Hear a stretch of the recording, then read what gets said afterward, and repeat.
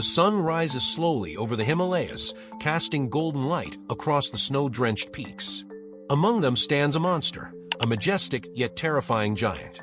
Annapurna, standing tall at 8,091 meters, is the 10th highest mountain in the world.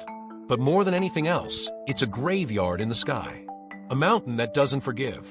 A place where elite climbers go chasing glory and too often never return. The question is why? To the untrained eye, Annapurna looks magnificent, a peaceful giant sleeping in the clouds. But for climbers, it's a nightmare wearing a beautiful mask. Because once you step onto its slopes, there's no guarantee you're coming back. This is not just another mountain. It is the most dangerous of the 8,000-meter giants. And what's terrifying is that it's not inexperienced trekkers who are dying here. It's the best of the best. Elite climbers. Legends. The ones who knew what they were doing.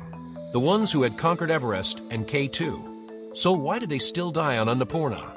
Let's begin with those unforgettable names, climbers who had written their names in the skies, only to have Annapurna erase them. Iñaki Ochoa de Alza, one of the most respected Spanish climbers in history. In 2008, during a summit attempt, he suffered a stroke at around 7,400 meters. His partner called for help, and an international rescue effort began, with climbers from different countries risking their lives to reach him.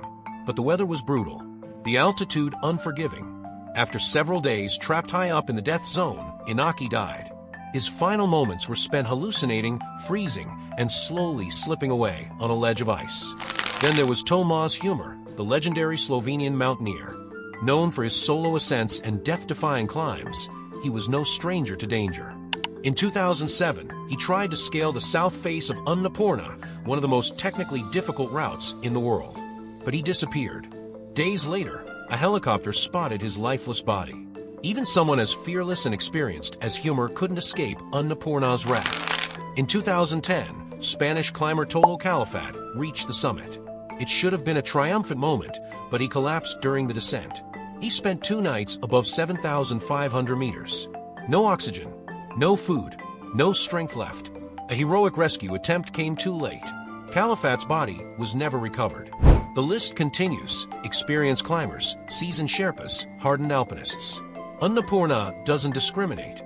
It doesn't reward experience. It consumes it. So again we ask, why?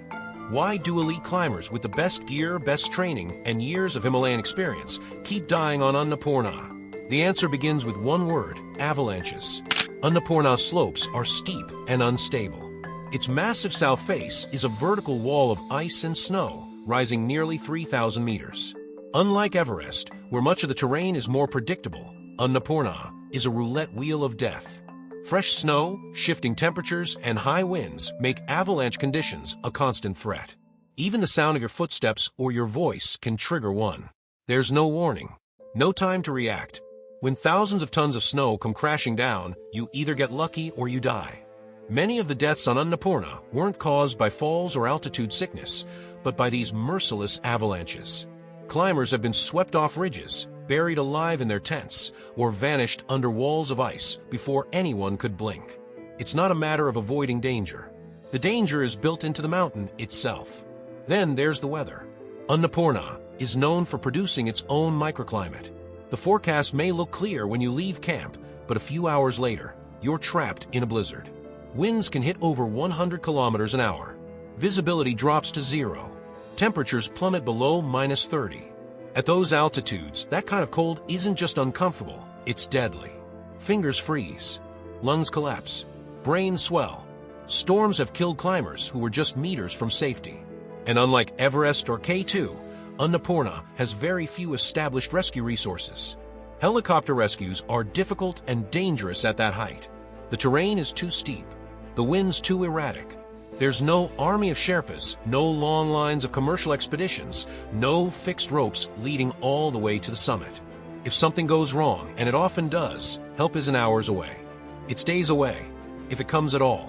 Because for elite mountaineers, Annapurna is the final boss.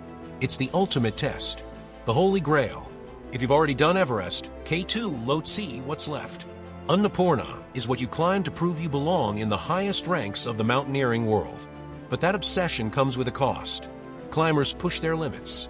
They take risks. They climb when the weather window is too short. They descend when they should wait.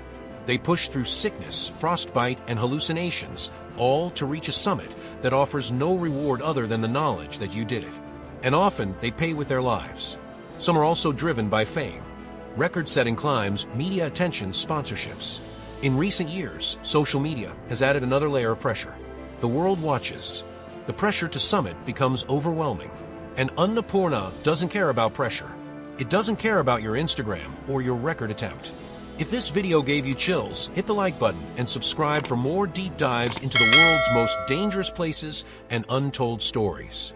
Until next time, stay safe, stay grounded, and respect mountain, because some peaks don't give second chances.